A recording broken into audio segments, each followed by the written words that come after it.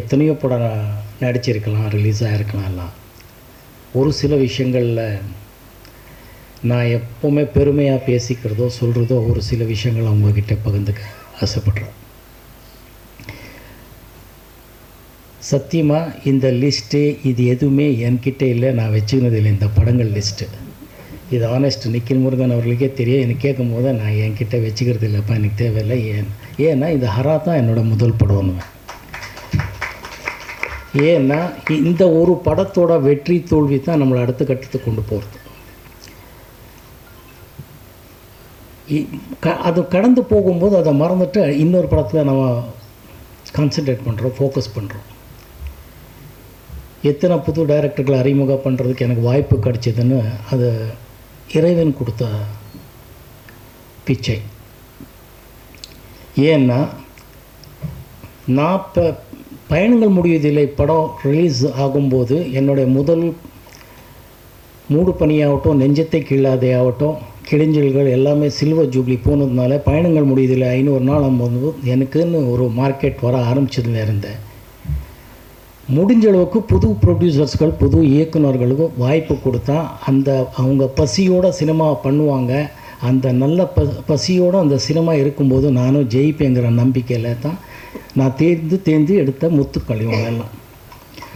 ஆனால் அவங்களுக்கு எல்லாம் அவ்வளோ டேலண்ட் இருக்குங்கிறது இருக்குது, ஜெயிப்பாங்க அப்படிங்கிறது எனக்கு தோணுன ஒரு 6th சென்ஸ். ஆனால் அவங்களோட உழைப்பு அந்த பசினால் அவங்க அந்த அளவுக்கு பிரமாதமாக எழுத்து இயக்கம்ங்கிறது தான் நான் அவங்களுக்கெல்லாம் நன்றி சொல்ல கடமைப்பட்டிருக்கேன். நான் எப்போவுமே ப்ரொடியூசர் அண்ட் டைரக்டருக்கு தான் நன்றின்னு சொல்வேன். என்னோடய பழைய நண்பர்களுக்கும் தெரியும், எல்லாருக்கும் தெரியும். ஏன்னா இயக்குனர் தான் கேப்டன் ஆஃப் த ஷிப். நாங்களெல்லாம் அவங்க பின்னாடி இருப்போம். மற்ற எல்லா கலைஞர்களும் அவருக்கு பின்னாடி இருக்கோம்.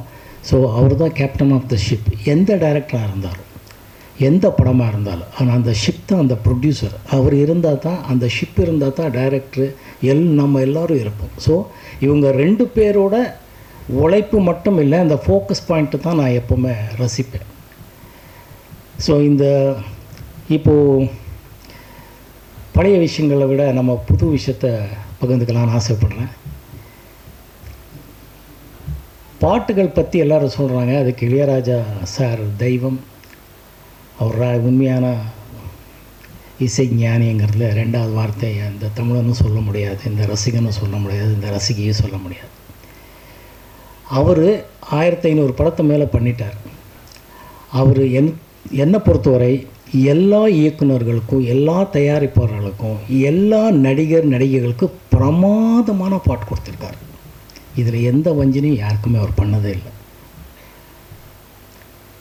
சரி, சில நடிகர்கள் பற்றி ஏன் சொல்கிறாங்கன்னா, அந்த படம் ஓடி இருக்கு. அந்த படம் ஓடுறதுக்கு முக்கியமான காரணம் அந்த பாட்டை இன்றைக்கி சிங்கப்புலி ரசிக்கிறாருன்னா அந்த அளவுக்கு மனசுக்குள்ளேன்னா அந்த ஆர் சுந்தரராஜன் இயக்குனர் அந்த கனெக்ட் பண்ணி வச்சிருக்கிறார். அது ரொம்ப முக்கியமாக. அதையும் நான் பாராட்டணும், சொல்லணும்னு ஆசைப்படுறேன். ஒரு பாட்டு வெற்றியறதுக்கு வரிகள் டியூன் மட்டும் காரணம் இல்லை, அதோடு சேர்ந்து அது எத்தனையோ விஷயங்கள் இருக்குது. அது எல்லாமே சேர்ந்து அந்த கஷ்டத்தை புரிஞ்சுக்கிறதுன்றது. ஏன் சொல்கிறேன்னா, ஆடியன்ஸு ரசிக்கிறாங்க. ஆடியன்ஸோட கனெக்ட் ஆனால் மட்டும்தான் படம் வெற்றி அடையும். இல்லைன்னா எத்தனையோ படங்கள் பார்த்திங்கன்னா, என்னை விட இவங்களுக்கெல்லாம் ட்ராக் ரெக்கார்டு தெரியும், சூப்பர் ஹிட் ஆடியோகள் இருக்கும். படம் வெற்றி அடைஞ்ச பிறகு அந்த பாடல்கள் அவ்வளோ பெருசாக பேசுகிறதில்ல. ஏன்னா படம் அவ்வளோ பெருசாக ஓடல. என்னோட ஐக்கியம், என்னோடய அதிருஷ்டம், என்னோடய அப்பா அம்மாவோட அதிருஷ்டம், எல்லாருக்கு மேலே என் உயிரின் ஊற்றாய் இருக்கிற ரசிகைகளோட ஆசீர்வாதம் தான் என்னோடய படங்கள் ஓடுறதுக்கு காரணம். என்னை அவங்க வீட்டில் ஒரு தத்து பிள்ளை மாதிரியே வச்சுக்கிட்டாங்க. என் பையனாகவும் தம்பியாகவும் அண்ணனாகவும் காதலனாகவும் என்னவாகவும் வச்சுக்கிட்டாங்க. ஏன்னா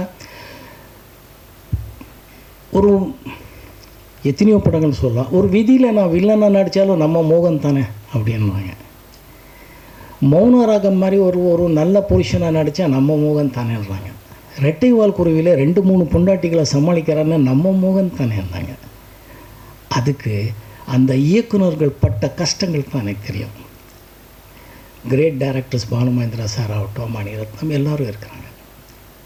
அவங்க எல்லாரோடைய இயக்கம் அப்படிங்கிறது ஆடியன்ஸை உட்கார வச்சிச்சு, மறுபடியும் பார்க்க வச்சிச்சு. இளையராஜா சார் இசையை மறுபடியும் கேட்க வச்சிச்சு. இவங்களுக்கு எல்லாருக்கும் நான் நன்றி சொல்ல கடமைப்பட்டிருக்கேன்.